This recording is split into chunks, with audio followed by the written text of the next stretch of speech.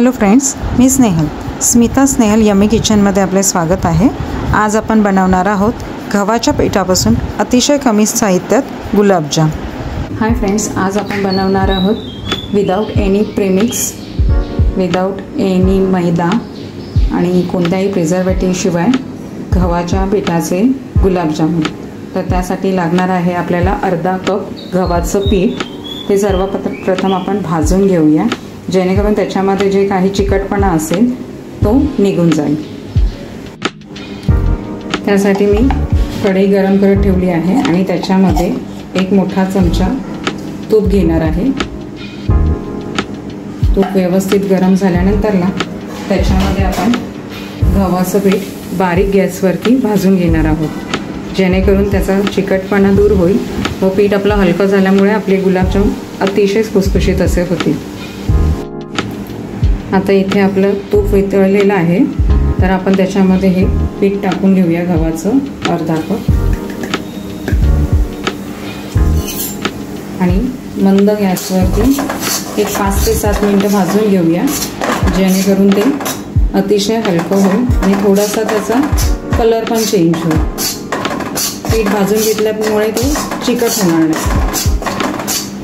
इथे आपलं पीठ भाजून झालं आहे 7 ते 8 मिनटं.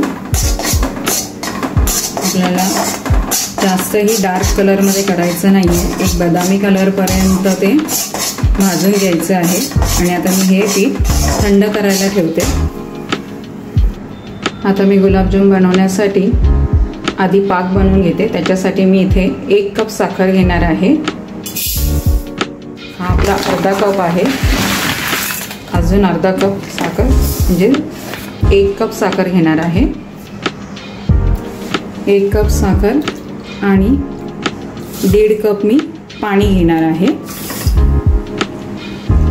गुलाबजामचा पाक आपल्याला पातळसर करायचा आहे, घट्ट नाही करायचा आहे. पातळसर पाक असल्यामुळे गुलाबजाम त्याच्यामध्ये छान प्रकारे मुरतात.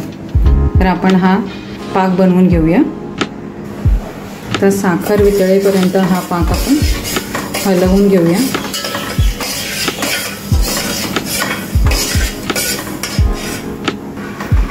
अशा प्रकारे आपली ही साखर पूर्ण आता वितळलेली आहे.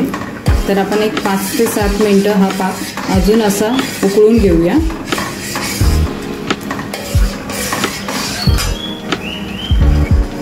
आता इथे आपला हा पाक व्यवस्थित उकळून शिजून झालेला आहे. आपण त्याच्यामध्ये आवडीप्रमाणे वेलची पूड टाकूया. इथे मी अर्धा चमचा वेलची पूड टाकलेली आहे. ती व्यवस्थित अशी ढवळून घेऊया आणि आता आपण पाक साईडला ठेवून देऊया. आता इथे आपण भाजलेलं गव्हाचं पीठ घेतलेलं आहे थंड करून. ते मी एका चाळणीमध्ये घेतलेलं आहे. त्याच्यामध्येच मी हे अर्धा कप मिल्क पावडर टाकत आहे आणि त्याच्यामध्ये 1/4 टीस्पून खायचा सोडा टाकत आहे.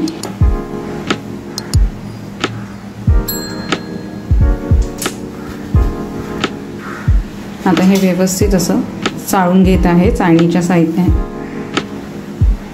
साहाय्याने व्यवस्थित चाळून घ्यायचं, जेणेकरून काही गुठळ्या असतील तर त्या मोडल्या जातील आणि त्याच्यामध्ये छान प्रकारे असा एअर गॅप तयार होतो. त्यामुळे आपले गुलाबजाम अतिशय छान असे मऊ खुसखुशीत होतील.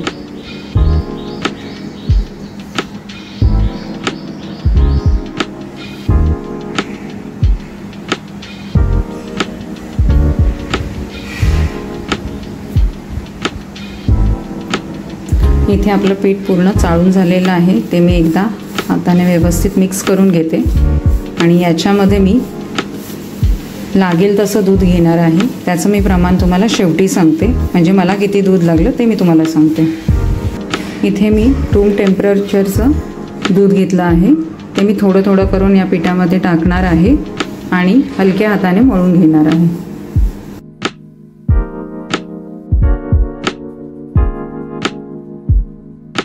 अशा प्रकारे आपल्याला हे पीठ व्यवस्थित असं मळून घ्यायचं आहे. अतिशय घट्टसुद्धा नाही आणि अतिशय पातळसुद्धा नाही.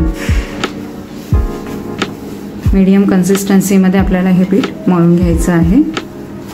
लागेल तसं थोडं थोडं एक अर्धा चमचा, एक चमचा दूध आपण याच्यामध्ये ॲड करणार आहोत.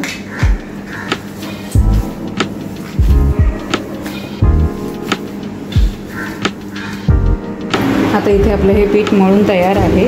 आपण हे 5 ते 7 मिनटं असं झाकून ठेवूया. आता इथे 5 ते 7 मिनटं झालेले आहेत. आपण पुन्हा एकदा हे पीठ व्यवस्थित असं मळून घेऊया आणि एक छोटा गोळा घेऊन बघूया त्याला कुठे क्रॅक जात आहेत का.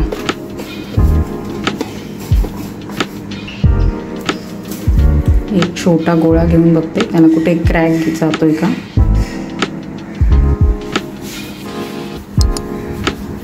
असं आपल्या 2 हाताच्या तळहातामध्ये थोडा दाब देऊन व्यवस्थित असा गोळा करून घ्यायचा आहे. तुम्ही बघू शकता इथे कुठेही गोळ्याला क्रॅक जात नाही आहे. त्याप्रमाणे आता आपण बाकीचे गोळे तयार करून घेऊया. इथे तुम्हाला हवे असतील त्या साईजचे तुम्ही बनवू शकता गुलाबजाम.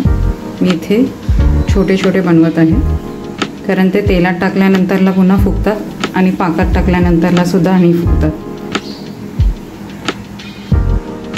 अशा प्रकारे मी गोळे करून घेते आणि साईड बाय साईड तेलही गरम करत ठेवते. इथे मी तेल गरम करत ठेवलं आहे. गुलाबजामसाठी अतिशय कमी तापमानावरती आपल्याला तेल गरम करायचं आहे, जास्त कडकही नाही. तर मी बघून घेते आपलं गुलाबजामसाठी तेल व्यवस्थित तापलं आहे का. तर आपल्याला हवं त्या कन्सिस्टन्सीमध्ये तापलेलं आहे तेल. तर आता आपण गुलाबजाम टाकून तळून घेऊया.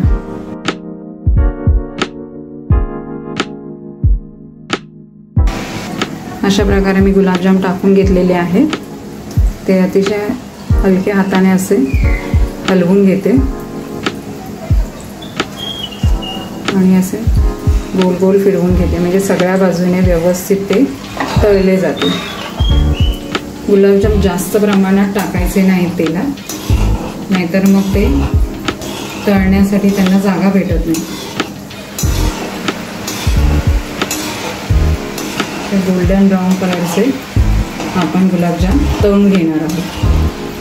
सतत आपण मध्ये मध्ये असा झारा हलवत राहायचं जेणेकरून सगळीकडून समान कलरमध्ये तळले जातील. अशा प्रकारे आपण गुलाबजाम तळून घेणार आहोत गोल्डन ब्राऊन कलरमध्ये.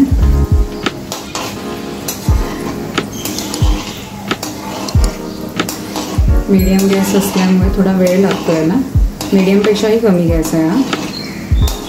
त्यामुळे ते आतून अतिशय व्यवस्थित असे शिजले जातील.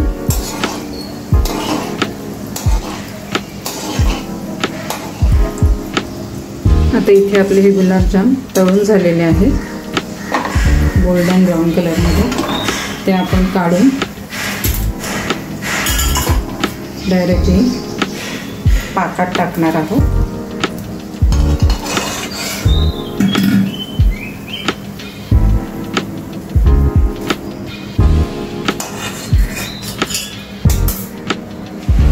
इथे मी तळलेले गुलाबजाम पाकात टाकले आहे.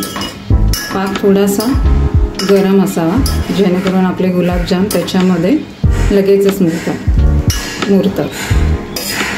आता आपण बाकीचे गुलाबजाम सुद्धा तळून घेऊया.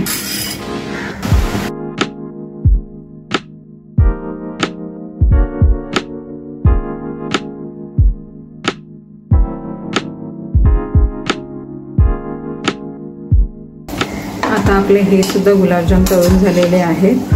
आता आपण हे पाकात टाकून घेऊया. आता हे गुलाबजाम आपण असे पाकात टाकून घेऊया आणि राहिलेले गुलाबजाम सुद्धा आपण तळून घेऊया.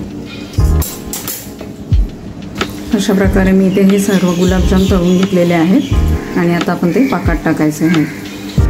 अशा प्रकारे मी हे सर्व गुलाबजाम याच्यामध्ये टाकून घेतले आहे. हलकासा हा पाक गरम आहे जेणेकरून आपले हे गुलाबजाम व्यवस्थित मुरले जातील.